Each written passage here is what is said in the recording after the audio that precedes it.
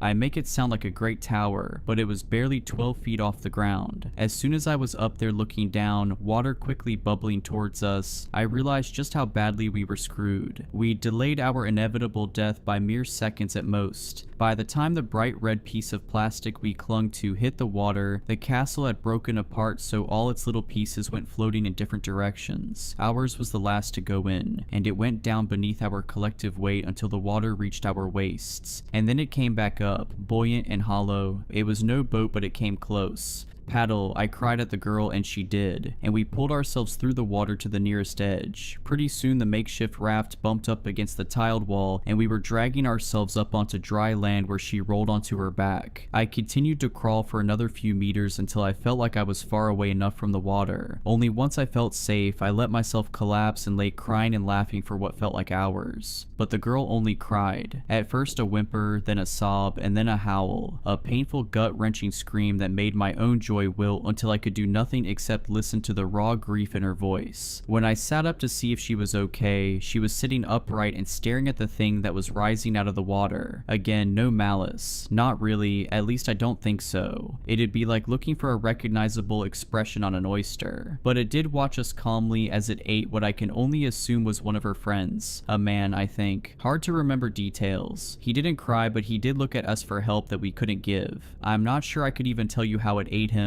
but it looked painful and slow. Reminiscent of a starfish, I think. At some point the girl passed out, and not long after so did I. I doubt she ever made a full recovery. The only thing she managed to say, even hours later after the paramedics had sedated her and I'd finished giving my less than truthful statement to police, were the words "the stars" over and over. I think a lot about how changed I was when I first looked down into that water and saw the abyss below, but that poor girl was actually in it. She'd swam in those waters. Submerged. I don't even know how she came back from an ocean that doesn't have a surface, but she did, and somehow I don't think she'll ever be the same. But it's got me thinking about myself, about what I've lost to it. Jesus Christ, I'll be 40 before I know it, and what then? Just gonna wait here forever and ever. There's a number on the back of my paychecks, and I want to try calling it to find out more. Like, what would they do if I tried going somewhere else? Would they let me? Because it's gone. The days of Ellen Ditzworth are gone. The days of a good back and strong legs are gone. The person I was before I saw that drifter die is gone. Yesterday's gone. The past is a shared hallucination. Only the present is real. I need to get out of here before I lose more of myself. I'm never gonna understand this place. I realize that now. I can only accept that it exists and try to move on, which I should have done the day I saw those stars, because there is an abyss, and it doesn't flow through time like we do, doesn't occupy space like we do, but it's there, and it's full of gods the way a koi pond is full of fish, and I'm worried the more I think about it, the worse the park gets, and the closer I get to falling into waters that have no up or down, and which never ever end. In my dreams I am choking in the acidic bile of a creature that swallowed me whole. I'm worried that if I stay here much longer, I'll forget how to wake up. We killed Joseph Glass for the first time on August 18th, 1999. I knew he was a strange case since day one. Never seen a guy so happy to die before. It was like we were doing him a favor. He refused the automatic appeal. He refused refused to be seen by a chaplain. He just wanted it over with. It had only taken a little over a year, and it was already time for him to make his appointment with God. He freaked me out just passing by his cell. He was like our very own Hannibal Lecter, the way he just stood there in the back of his cell like he'd been waiting for you. The lights always burned out in any cell he was in, and maintenance had gotten tired of fixing them. Not that he seemed to mind in the slightest. The darkness seemed to swallow his top half, and all I could see were the whites of his beady little eyes poking out of all that black. Billy drummed his baton against the bars. "Up and at 'em, cowpoke," he called in that mocking tone. "Time finally come for you to pay what you owe, you sick son of a..."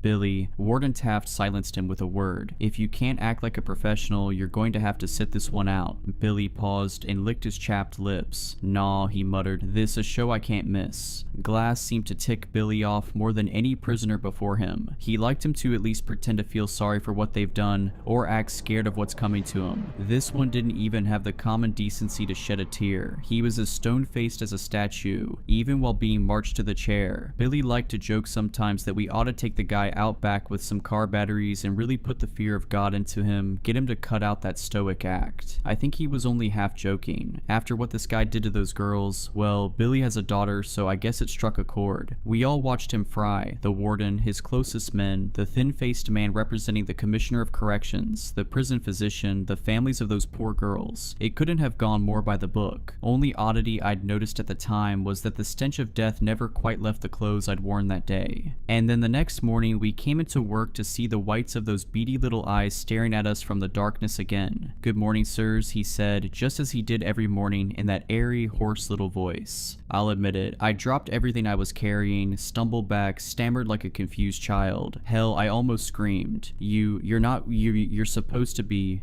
"I don't know what you mean, sir." He leaned in like he was trying to stare a hole through my chest. His tone almost sounded disappointed. "You never came for me. You promised me that yesterday would be the end, sir, but you never came. I waited all night long. Why did you lie to me?" Me and Taft looked at each other. We both had the exact same question on our minds. If Glass was still alive, who the hell did we roll into the morgue last night? Jesus Christ. Taft gagged when he pulled back the cadaver cover, stumbling away. "It's Billy." I looked. I know I shouldn't have, but I couldn't help it. And I'll be forever haunted by the sight of my friend lying there on his back, mouth agape and cloudy eyes staring into the ceiling, open wide as if he'd spent his last moments in a state of terror. The public never found out what happened. The cover-up story was that poor Billy had been taken by cardiac arrest. Internally, it was the scandal to end all scandals. Worst case of incompetence and negligence in history, they called it. They brought the hammer down on anyone even tangentially involved. Me and Taft were out on our ears, and they would have prosecuted us too, but that would have required admitting it ever happened. But I just could never wrap my head around it. Of those dozens of witnesses, not a single person noticed we were strapping a guard to the chair, not an inmate. It was impossible to the point of absurdity. Glass had been the man in that chair. I'd never been more certain of anything in my life. Some months later, I noticed power flickering off all over the city one evening. It was brief, so I thought nothing of it, at least until I got a call from a familiar number the very next morning. "I understand you were one of the staff who regularly worked with one Joseph Glass. We would like to consult with you about an evolving situation. Oh, at 7 p.m. yesterday, we attempted the execution of Joseph Glass for the second time." There was a long pause, and when the voice returned, the professionalism had melted away, replaced with a baffled anxiety. "And well, it didn't work." I blinked. "It didn't what?" There came a long sigh. "Perhaps it'd be best if you saw for yourself." And just like that, me and Taft had our jobs back. Officially, Joseph Glass had been successfully executed on August 18th, 1999. Unofficially, they tried again 6 months later, just to tie up loose ends. This time, he hadn't even had the courtesy to pretend to die. He just sat there on the chair, motionless and unaffected, while the CO who'd flipped the switch suddenly seized up and began to convulse, screaming and gnashing and wailing as electricity seared him beneath his skin, clawing at his chest until his eyes popped in his skull and rolled down his face like melted candle wax. All around him, lights flickering, machines bursting from pressure, electrical panels vomiting arcs of static. It was a mess. The feds were crawling all over this case now from a department I've never heard of. Something about investigating preternatural activity. They told me Glass was refusing to speak with anybody but the COs who'd once cared for him. Being walked into that interrogation room almost made me feel like I, myself, was a convict being marched to his execution. Glass was staring at me when I walked in, like he'd been sat there motionless, waiting for me. I expected nothing less. I took a shuddering breath as I sat across from him. I'd sat across from serial killers and psychos before and showed no hint of fear. But how could I not now, sitting across from a man who can kill people without touching them? Glass,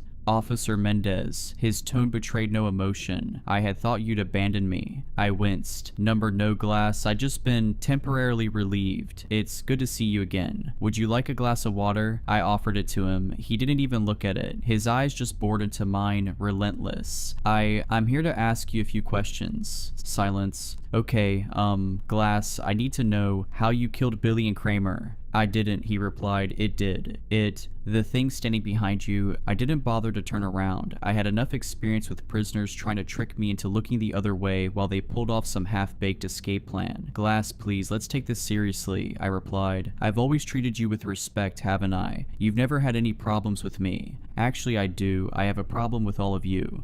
Oh, you here all believe that death is a punishment. There was the first hint of emotion I'd ever heard in his voice. It's not, it's freedom, the only freedom. You promised me that gift. You promised me you'd let me die. You've given it to so many other prisoners while leaving me behind. With all of your machines and your science and your knowledge, surely you can find a way, if anyone. My throat felt suddenly dry. I had to take a sip of the water myself and hoped it would quell my burning nerves. We're trying our best, Glass, but you have to work with us. It may help if you told us what exactly is preventing us from executing you. He moved for the first time, leaning in so slow as to be almost imperceptible. It won't let me die. And that's when I felt a hand settle on my shoulder from behind. Everything stopped. My lungs stopped inflating. I swear, my heart stopped beating and my blood froze in place in my veins. And it all felt so cold. I could see the hand in the corner of my eyes, long and veiny and black. I could feel the breath on the back of my neck. I'd once mocked the way deers froze in headlights. Now I understood. I couldn't move. I couldn't blink. I couldn't think. I couldn't even take a single breath. Even as my lungs began to cry out for air and my vision blurred and my thoughts melded together. All I could see was Joseph's eyes staring into mine, those infinite fathoms of darkness, that Stygian sea that swirled and stormed and thundered in the blackness of his iris, and the eyes of things waiting a million leagues below the waters. And I would have suffocated there, too terrified to even breathe, if those agents in black had not called off the interrogation then and come storming into the room. Later, they showed me the tapes from the security camera. There'd been nothing behind me, nothing placing its thin hand upon my shoulder, nothing at all. On May 7th, 2001, Glass was set to be executed for the third time, via hanging or so I heard, in some government black site somewhere, far from prying eyes. While it was set to happen, me and Taft were sharing glasses of scotch in his office, nominally to celebrate, really because we were scared. Taft always struck me as young at heart despite his years, but this was the first time the warden had ever looked truly, properly old. He watched the yard below as he had a drink. Did I ever tell you why I chose this line of work, Mendez? I shook my head and he sighed. Back in '63, they found a woman's body in the back seat of a burnt-out car in some state park near my neighborhood. A prostitute. One of her Johns had chopped her up, burned all the evidence. And you know what got me, Mendez? Nobody cared. Nobody bothered to investigate. Who will notice one less hooker on the corner of 5th Avenue, right?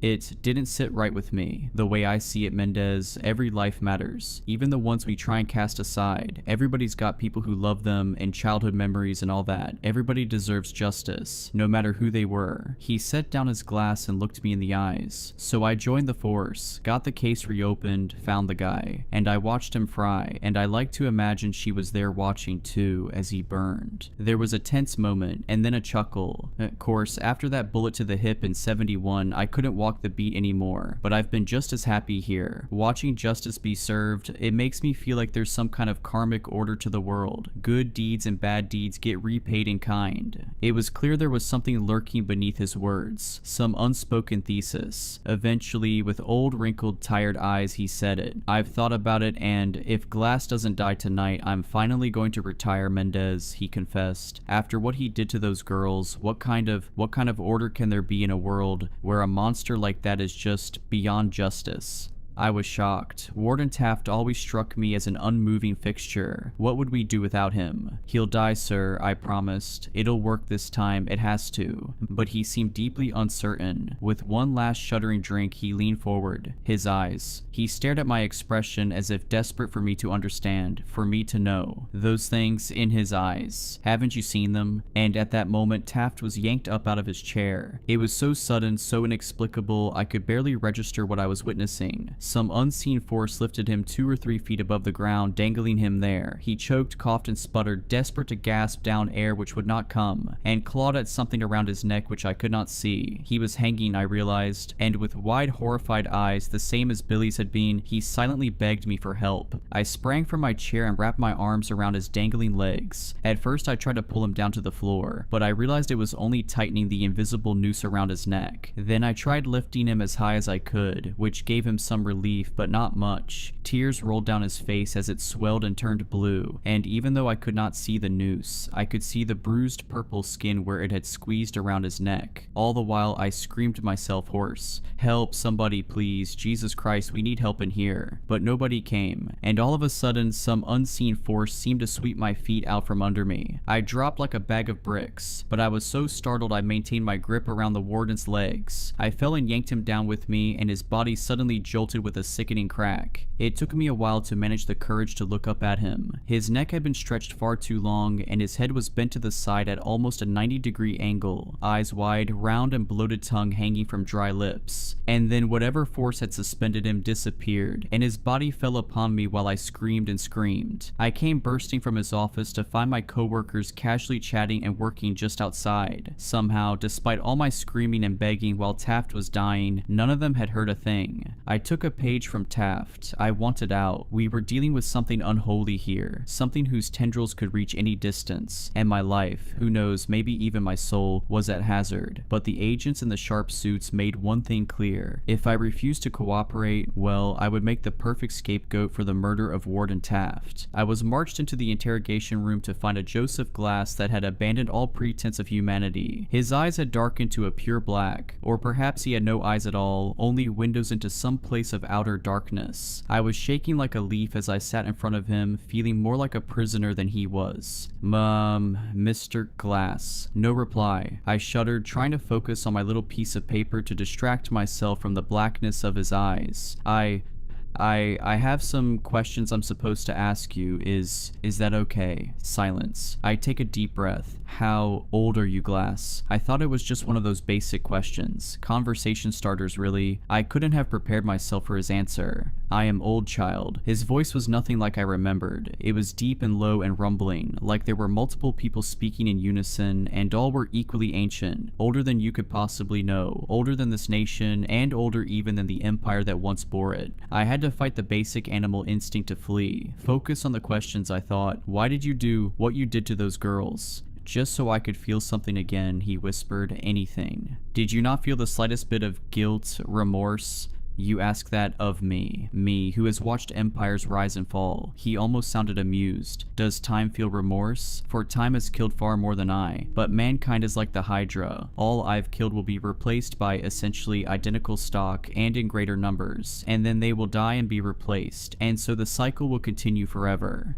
Did you expect me to pity them for being given the death I, myself, covet? Only the dead are given leave of the cycle. It is a blessing. And suddenly he stood from his chair as if he'd never been restrained at all. A blessing you promised me, Officer Mendez. I stared up at him in disbelief. What? How did you? But I couldn't even stammer a sentence out before he was upon me, crawling over the table with the eerie grace of a spider. These were no longer the imperceptible hints of emotions I'd come to expect. It was like a switch had been flipped. Tears streamed down his cheeks, snarling with genuine rage, hurt, betrayal. And beneath those black seas in his eyes, all the things that haunted the fathoms below were rising to the surface. You owe me a death. Make good on your word. Pay your debt. I cried out and recoiled from his every touch with disgust, but he was stronger than he looked. I couldn't worm my way out of his impossible grip. I won't. Get off of me, you sick bastard.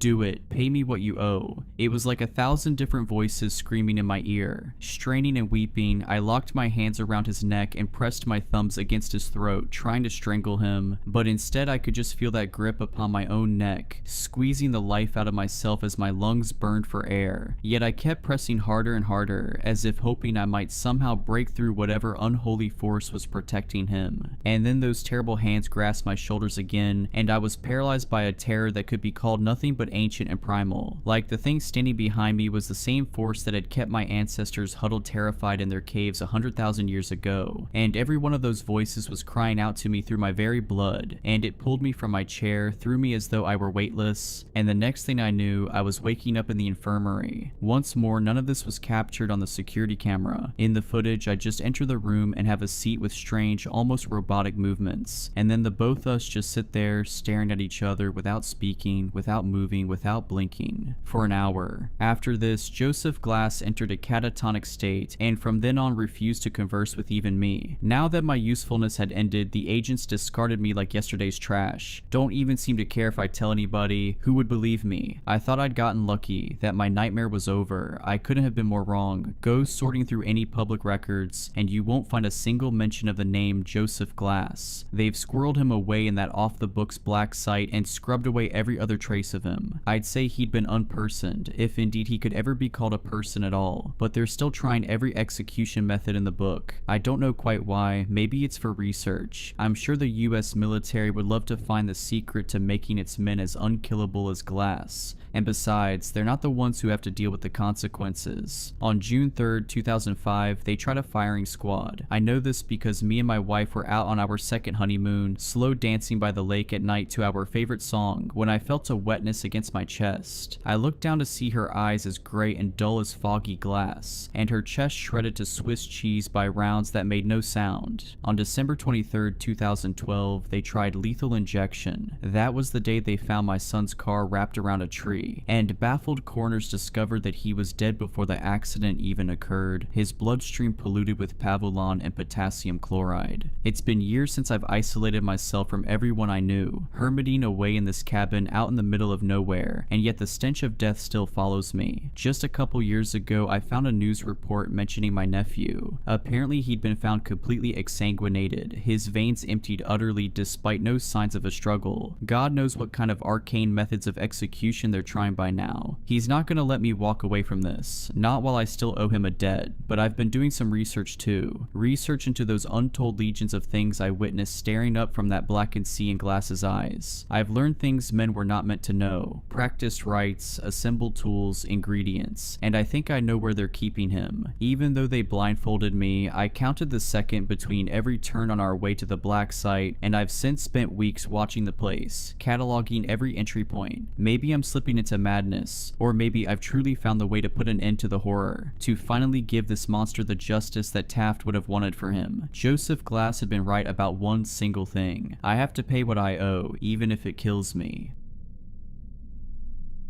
Justin and I had been together for 10 years, married for 6. I'd been with him for my whole adult life. We'd been dating since I was 17 and he was 18. I always thought he was my soulmate, the man I wanted to grow old with. Turns out I was wrong. I was devastated when I found out. Yes, Justin had been staying out later than usual, and his explanations were usually flimsy at best. I'm not stupid. I had my suspicions, but I think I just really didn't want to come to terms with the fact that my husband was seeing another woman. Honestly, I might have gone years without discovering the truth, but Justin got sloppy. Welcome home, honey. Fun night out with the guys after work again?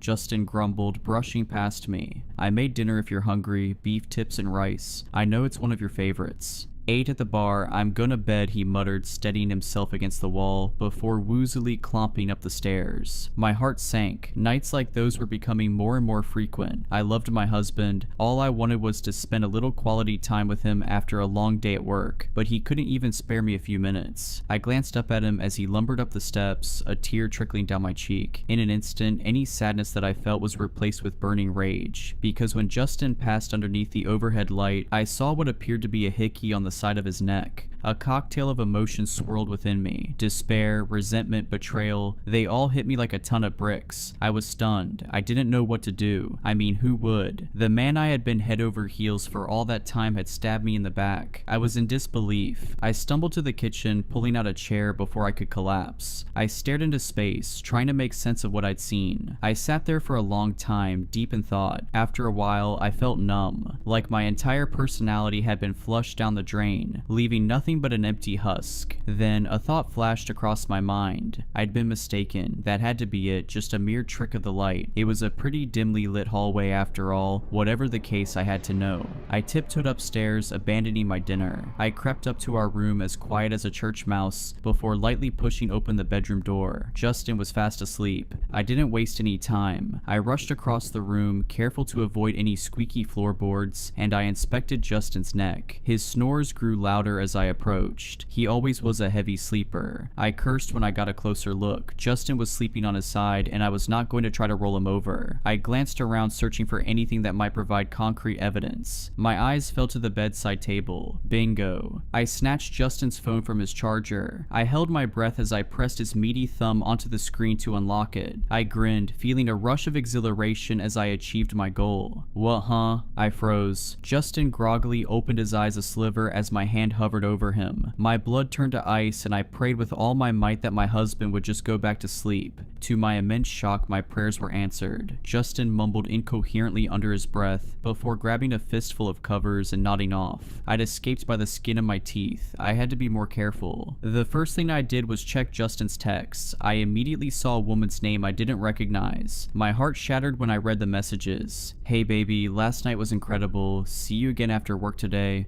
You're right, I wish you never had to leave. What about that wife of yours though? Won't she get suspicious? Her, not a chance. Even if she does find out, she won't leave. I could murder a baby in front of her and she'd still think I was a saint. A deep-seated rage bubbled within me. Did Justin really think that little of me? He clearly saw me as nothing more than a spineless, codependent pushover. Well, I'd show him. I screenshotted the evidence, scrolling through dozens of nude photos that I hadn't taken, and sent everything to my number. I deleted any proof of my snooping, then replaced Justin's phone on the charger. I stormed out of the room, grabbing my keys as I went. I made it halfway across the living room when the realization hit me. I had nowhere to go. All my family lived 7 hours away, it was too late to book a decent hotel, and I really didn't want to drag any of my friends into my drama. Not yet, at least. That left me with one option. I had to sleep on the couch. I plopped down onto the sofa and sighed. I didn't want to have to confront it, but I knew what I had to do. In the morning, I was going to find a lawyer and start the divorce process. The thought alone was enough to break me. No matter how hard I tried, I couldn't hold back my tears any longer. I cried like a baby, silently sobbing into a scratchy pillow for what must have been hours. My eyes were puffy by the time I was done. I couldn't fathom falling asleep in a state like that, but I must have at some point, because the next thing I remember, sunlight was flooding through the blinds. Morning, babe. How'd you... The rest of the sentence caught in my throat. That was right. Justin and I were about to be over. I grabbed my phone from the coffee table, tears stinging at the corners of my vision. I opened up the text I'd sent myself as proof that the past 12 hours hadn't been some twisted nightmare. But the messages were gone. My eyes grew wide as I stared at the screen. That couldn't be right. They'd been there, clear as day the night before. Something wasn't adding up. I suddenly paused, bolting upright. Was that breakfast? The tantalizing aroma of eggs and bacon wafted around the corner from the kitchen. My brows furrowed. Justin never cooked. My breathing was shallow as I tentatively shuffled toward the kitchen. Curiosity gnawed at me like a piranha. I apprehensively peeked around the corner, unsure of what I would find. To my shock, there was my husband, humming a little tune while flipping pancakes. I rubbed my eyes. Was I seeing things? Surely I was delusional from lack of sleep. That had to have been it. Then Justin turned, his icy blue eyes locking onto mine. Morning, princess. I hope you're hungry. I saw you sleeping on the couch, and I thought you might not be feeling well, so I decided to make you a hot meal to help you get better. My heart skipped a beat. Was this really my husband? It looked like him, sounded like him too. Still, I was weary. Yeah, just feeling a little under the weather is all. Are you feeling okay? You're acting different.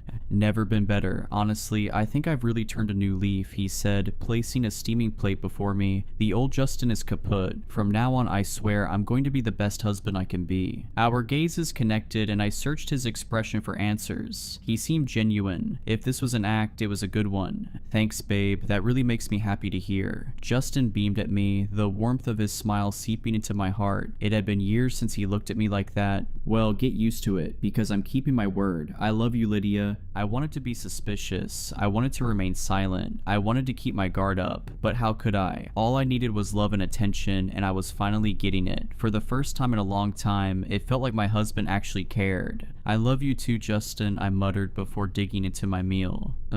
A big part of me was still leery of my husband. His timing was pretty convenient after all, but even with all my doubts, Justin was seemingly sticking to his promise. He took me out on dates, paid to get my nails done, bought me flowers. He even started shouldering most of the housework. Needless to say, I was impressed. If he would have kept that up, I might have never suspected a thing. But one night he slipped up. We were cuddled up on the couch, watching The Truman Show, when I asked. Now, I wish I would have kept my mouth shut. Hey babe. Yes, my love, Justin asked, his eyes still glued to the screen. If someone close to you was an impostor, like a perfect replica except for a few tiny changes, do you think you'd notice? Justin tensed up, his eyes wide as he slowly turned to face me. A blank stare had overtaken his expression. A chill rippled through my body when he looked at me like that. He was beginning to frighten me. I suppose so. Why do you ask? His voice was monotone, dripping with a tinge of urgency. I didn't know how to process his sudden shift in personality. It's the premise of the movie we're watching. I watched as the colors seeped back into his face, and he loosened up, breathing a sigh of relief. I cocked a curious brow. Why was he acting so strange? That makes sense. We sat there in uncomfortable silence, shifting our attention back to the TV screen. After a few more tense moments, I couldn't take it anymore. I've got to use the restroom and charge my phone. I'll be right back. No need to pause the movie for me. Justin nodded before grinning up at me. His smile, had his teeth always been that straight? Okay, baby girl, hurry back. Wouldn't want your spot to get cold. Yeah, sure thing. I practically bolted up the stairs, locking myself in our room. I slumped against the door, trying to steady my palpitating heart. What was going on? Was it just me, or was that some seriously freaky behavior? Either way, I needed a second to calm down. I had my eyes shut, focusing on my breathing when I heard it. My phone was buzzing from inside my pocket. I hurriedly retrieved it, glancing at the screen. Unknown number. I normally don't answer calls from strangers, but something compelled me. Maybe it was intuition, or perhaps I just wanted someone to talk to other than my husband. In the end, I accepted the call. Hello? Lydia Atkins speaking. Look, this is gonna sound crazy, but I need you to hear what I have to say.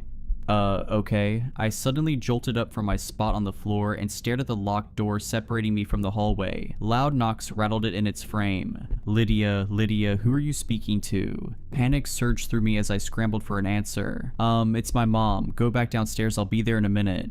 That was him, wasn't it? The caller said. That was my husband, yes. Why do you ask? I whispered, putting as much distance between myself and the door as possible. Lydia, I need you to hear me out. Can you promise me that you will? The pounding on the opposite side of the room grew even louder. Lydia, don't listen to her. She's a liar. My stomach began to twist itself into knots. How did he know? I'm listening. I'll hear what you have to say. The woman on the other end of the line breathed an audible sigh of relief. Okay, my name is Adeline, and Justin and I have been seeing each other for about 9 months. That man in your house is not your husband. My blood turned to ice and I began to tremble. Number?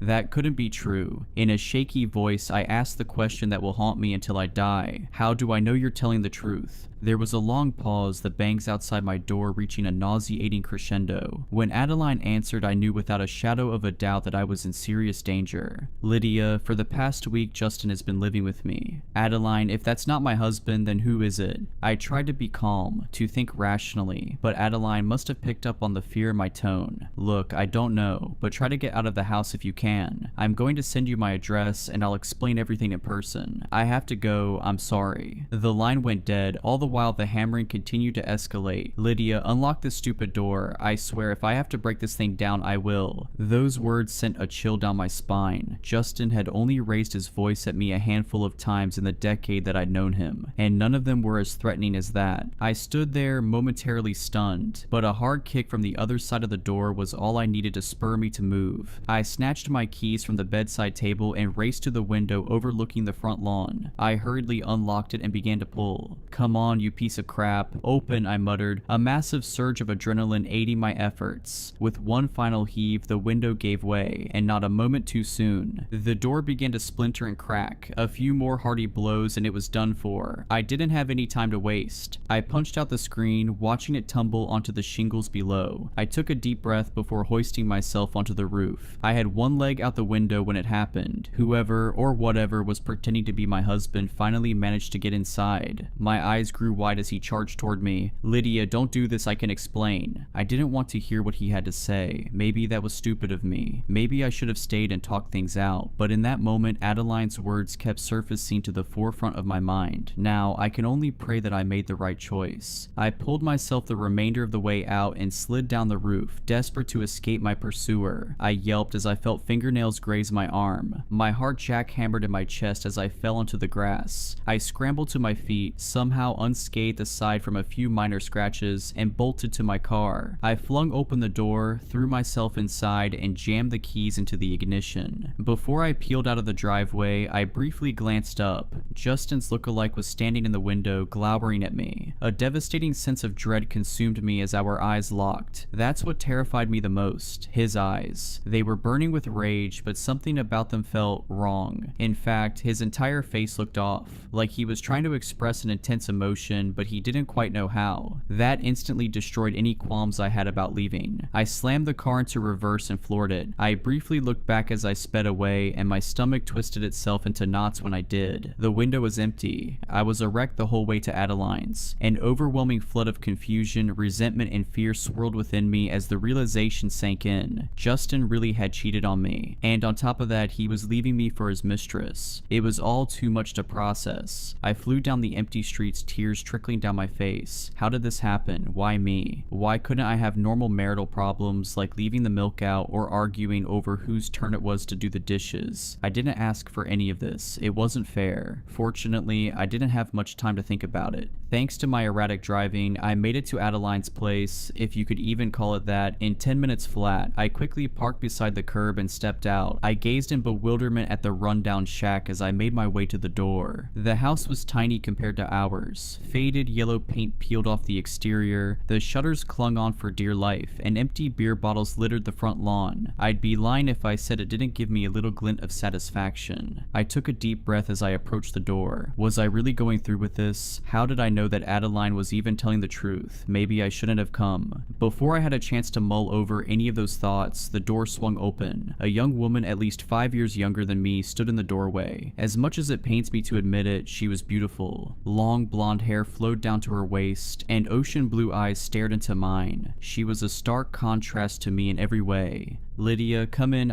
smack. I slapped Adeline hard across the face, leaving an angry red imprint on her cheek. "Sorry, knee-jerk reaction." She nodded, staring down at her feet. "No, I deserve that. Come in, we've got a lot to talk about." I obliged, following her lead. The inside of the home wasn't much better than the outside. Empty takeout containers were strewn about the floor. The carpet was stained with God knows what, and the whole place smelled like cigarette smoke. It took everything in me not to throw up. Adeline rushed to the couch, brushing away some stale potato chips from one of the cushions. "Sorry about the mess. You can have a seat if you want." One glance at that food-crusted sofa, and I instantly knew my answer. Thanks, but I think I'll stand." "If you say so," Adeline shrugged, claiming the spot for herself. "I guess I've got some explaining to do, huh?" "You sure do." Adeline again shifted her gaze to the floor before meeting my stare. "Look, I'm really sorry about Justin. I'm not gonna sit here and try to make up some terrible excuse. I'm a terrible person." I folded my arms across my chest. "You're not wrong. Is he here right now? You're at fault too, but Justin's the one I'm really pissed at."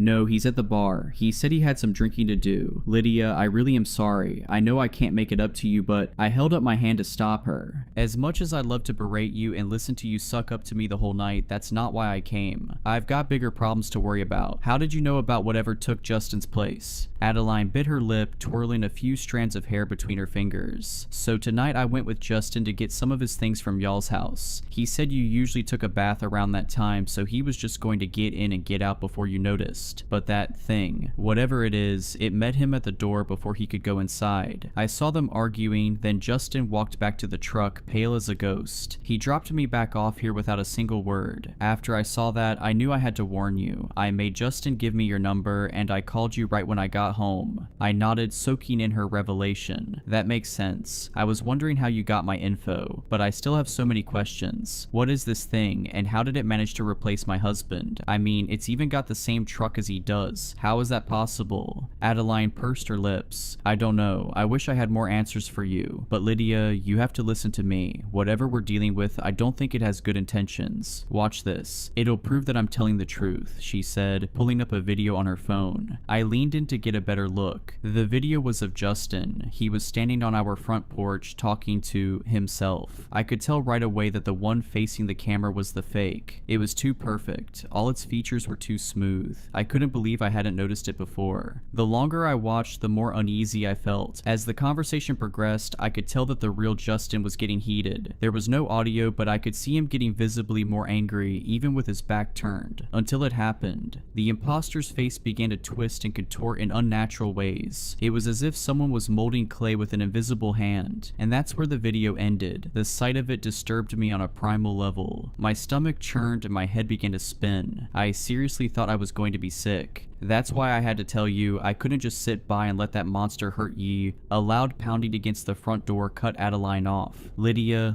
are you in there? I just want to talk. Adeline and I shared a terrified glance. This couldn't be happening. How had he tracked me down? Follow me, I'll take you out the back. You parked on the street, right? Adeline whispered, leaping from the couch. Yeah, but how do I get around him? Won't he catch me if I make a break for it? Adeline met my gaze, a fiery determination gleaming in her eyes. I'll distract him, it's the least I can do. Good luck, she said, ushering me outside. The door clicked shut before I had a chance to thank her. I closed my eyes, took a deep breath, and without giving myself time to freak out, I raced to my car. I squeezed my keys with a vice grip as I ran, the world around me devolving into a blur of colors. I didn't even spare a glance at the front porch as I flew past. I was too focused on making it off that property alive. I was mere inches from the safety of my car. I was so close. But then I heard it. Lydia, why are you running? Come on, don't be like this. I fumbled with the keys and scrambled to hop into my car. Justin 2.0 sprinted toward me at an inhuman speed. Behind him, the door to the house was hanging wide open, and Adeline was nowhere to be found. I hurriedly turned my attention back to the steering wheel. I slammed on the gas, my tires squealing as I sped away. I glanced in the rearview mirror, and my heart nearly stopped. The false Justin was standing beneath a street lamp. I don't know if it was my nerves or maybe the poor lighting, but I could have sworn that when I looked back, he was smiling, and for a moment I was sure that I saw blood dribbling down his chin. I hyperventilated, tears flooding down my cheeks as I sped away. Once I was satisfied with the amount of distance I put between myself and Justin's doppelganger, I rolled into a gas station and parked at one of the pumps. I felt so lost, so confused. What the hell had just happened? Why did this thing want to track me down so badly? And Adeline, what had he done to her? I wasn't sure I wanted the answer to that question. I took a deep breath, trying to steady my palpitating heart. It's going to be okay, just calm down and come up with a game plan. It'll all be over soon, I muttered, staring reassuringly at myself in the rearview mirror. I didn't truly believe that, but I had to do something. I couldn't afford to keep crying my eyes out and waiting there like a sitting duck. I needed a plan, so I did the only thing I could think to do. I hopped out of my car and prepaid for gas. My head was on a swivel as I inserted the nozzle of the tank. The gas station was desolate, save for an older gentleman smoking a cigarette by the front door. My foot tapped against the concrete as the fuel gauge slowly ticked up. My heart pounded like a jackhammer the entire time, just waiting to see that familiar red truck pulling in beside me. But it never did. I breathed a sigh of relief, placing the fuel pump back into its compartment. I glanced back at the man by the door for a split second before jumping back into the driver's seat. He was talking on the phone now, and was he grinning at me? I didn't want to wait to figure out what he was planning. I zipped down the road and onto the interstate. I didn't know where I was going, but I knew that I needed to get far away from my husband's look-alike. Once I was on the open road and all the fear had begun to dissipate, it hit me. Everything. The cheating, the lies, the betrayal, all of it. It all crashed down on me like a tidal wave. What hurt the most was the false sense of security I was lulled into. I had let myself believe that Justin had changed, that he turned a new leaf with no provocation whatsoever. The thought that all that time, none of the love I'd been given was even real. It shattered my heart all over again. I'm not ashamed to admit that I cried. I sobbed uncontrollably as I continued down sparsely populated roads. I didn't want to be on the run from some unknown entity. I wanted to go back home and take a nice warm bath, but I knew I couldn't do that. I had been driving for a little over 3.5 hours before I started to get low on fuel again. I pulled off on the nearest exit. By that point, the adrenaline had worn off and I was starting to get tired. I soon found myself at a rundown Motel 6 in the middle of nowhere, Egypt. The red and blue sign flickered as I pulled into the parking lot, a great indicator of the quality of the room I'd be staying in. I took a deep breath and looked at myself in the mirror. "Come on, Lydia, you can do this," I murmured, stepping out of the car. My eyes darted from left to right as I made my way to check in. My BMW looked so out of place beside all the rusted clunkers sprinkled throughout the lot. I picked up my pace, my heart rate spiking. A bell chimed as I opened the door to retrieve my key. A young man with black, greasy hair sat behind the counter, reading a Playboy magazine. He didn't even look up as I approached. Hi, can I get a room?" The boy lazily glanced up at me before releasing a sigh. "Sure, $50. I pursed my lips as I fished around in my wallet. $50 a night for this dump, what a ripoff. I slapped the cash onto the counter, thanking my lucky stars that I wouldn't have to risk getting my bank information stolen from their card reader. The boy, whose name tag read Steven, handed me the key for room number 12 before pocketing the cash. "Thanks," I said, shooting him a glare as I snatched the keys. He gave me a slight nod before returning to his magazine. I nearly sprinted to room 12. I hurriedly jammed the key into the lock before shoving the door open. Right as I was closing it, something caught my eye. Headlights. I kept the door cracked just enough to see. Silly, right? Surely I was just being paranoid. There was no way that it was him. Justin's truck cruised into the parking lot. It was unmistakable. The faded red paint, the dent on the driver's side door, the crack running down the entirety of the windshield. It was all there. I quietly locked myself in the room, my head spinning. How was this happening? I was so far from home. How had he found me again? The realization hit me like a ton of bricks. How stupid could I possibly be? The answer was so simple.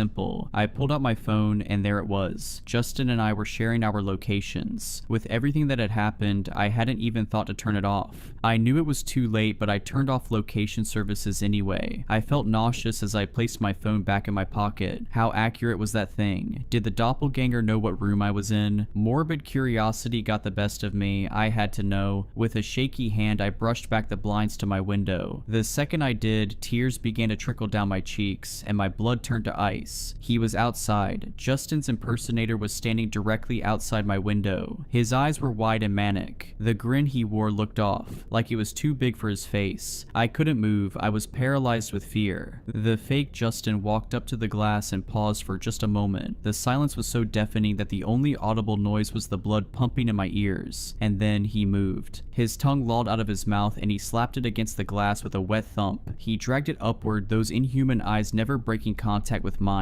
"I found you. It's time to stop running and let me in." His smile vanished as he gritted out those words. That was enough to snap me from my stupor. I let the blinds fall over the window and stumbled backward, nearly crashing into a table. That's where I am now, writing this at that table. I'm done for. It's only a matter of time before he breaks in. I phoned the front desk, but no one answered. I called the police too, but response times are slow this far out in the boonies. This will most likely be my final update. If the cops don't show up on time, I don't know what he'll do to me. My hands are trembling as I type this. He's trying to kick the door down, and I don't think it's gonna hold. To anyone reading this, please listen to me. If you notice a sudden change in a loved one's personality, don't brush it off, because it just might be this thing wearing their face. At first, I thought it was fun. We lived in an RV. It was like an endless vacation. One week we were in LA, the next we were in Salt Lake City. We didn't know much about our lives before this. We knew we were born in Portland and that we could never stop moving. We always knew we were a special family. I just guess we didn't know how special we were. My parents tried so hard to have kids and almost lost hope. That's why my twin sister and I were so special to them. They're little miracles. It was annoying, but at least we knew we meant something to them. Amelia and I were fairly close as far as siblings go. We were kind of each other's only friends since we were homeschooled. We felt pretty isolated. We never set up camp anywhere fun. No KOA campgrounds with ice cream shops and swimming pools. Always driving off-road and living deep in the woods. I guess it was peaceful in a way, but anyone who grew up near the woods understand it's not something you mess with. The first time I really personally realized something was up was just before our 7th birthday, when we were staying in a place in BC called Kamloops. We weren't supposed to sneak out or leave mom and dad's sight, but at the time, we were mischievous 6-year-olds with a huge unexplored forest in front of us. What do you expect? We waited until they fell asleep for the night and snuck out of the RV through the window, which was easy because the window was just a sheet of plastic held together by a zipper, and we set off with nothing but a crappy lantern to illuminate the path in front of us. It wasn't long before we saw something strange, a glow, not from our lantern, it was coming from in front of us. It didn't take long for us to see who or what was in front of us. It was a lady holding a small homemade torch, but she didn't look much like a lady. Her hair was matted and fallen out in some places, her skin was almost blue and looked rotted. Her teeth were yellow and a few were missing, and I thought you could even see part of her jaw. She was wearing a dirty hospital gown. I didn't know where the nearest hospital was, but it had to be pretty far, because the last time I remember driving anywhere with a paved road had to be 3 hours before we set up our camp here. Amelia and I were frozen in fear, and for the first time since we had mutually decided affection towards siblings was lame, I reached for her hand. That thing reached out its bony arm to us. It moaned something almost indecipherable, like muh-buh-buh. That was enough to snap me out of it, and I sprinted away, dragging Amelia behind me.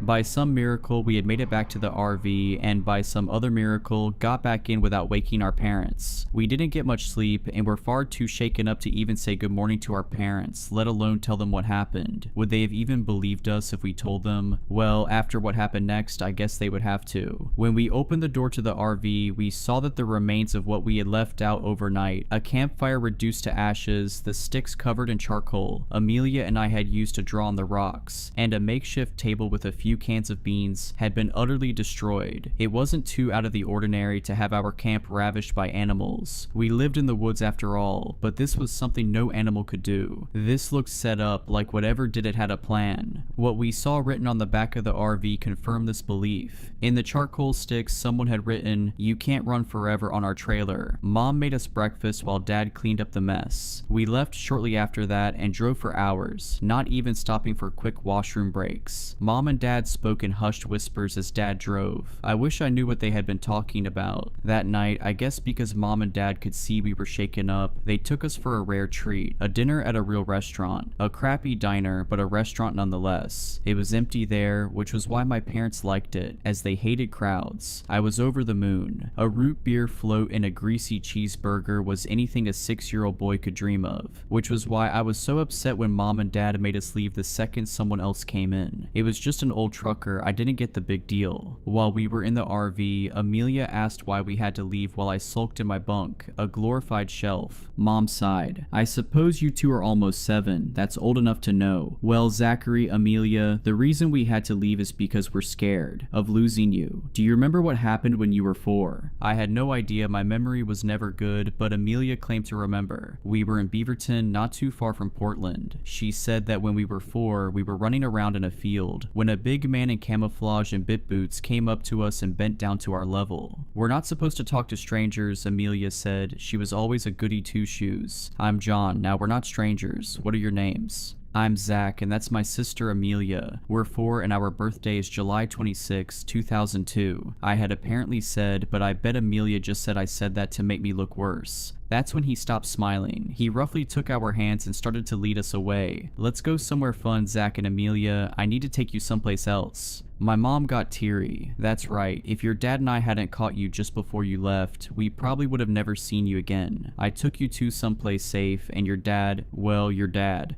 "I shot that guy in the leg, hope he had fun crawling back to his house," he said coldly. Amelia and I shot each other glances. "Okay, Daddy, I'm gonna go to sleep now," she said, climbing over me to get to her bunk. That night we stopped somewhere for the night. I forgot where, probably near the interior of BC or maybe Alberta. I looked out the little plastic window and I saw her. I saw that lady again. She was staring at me and Amelia in our bunk beds, reaching out for us with that same long, bony hand. I rolled over and tried to sleep, but couldn't, knowing she was there. Life continued on like that for a while. Anywhere we'd stop, she'd be there. Washington, there she was. Nevada, you bet yourself. Montana, better believe it. Amelia and I didn't really explore much anymore, partially because we were getting older and gradually showing less interest in that sort of thing, but partially because that experience in Kamloops traumatized us both. That didn't stop the lady from trying to get us. Sometimes we'd catch a glimpse of her on the highway as we drove by. Sometimes she'd appear right where the fire of our campsite stopped illuminating, so we could barely see her. On the rare occasion we went into public to get supplies or food, I could have sworn I caught a glimpse of her in the crowd. Whenever she was around, I always heard that cry of hers.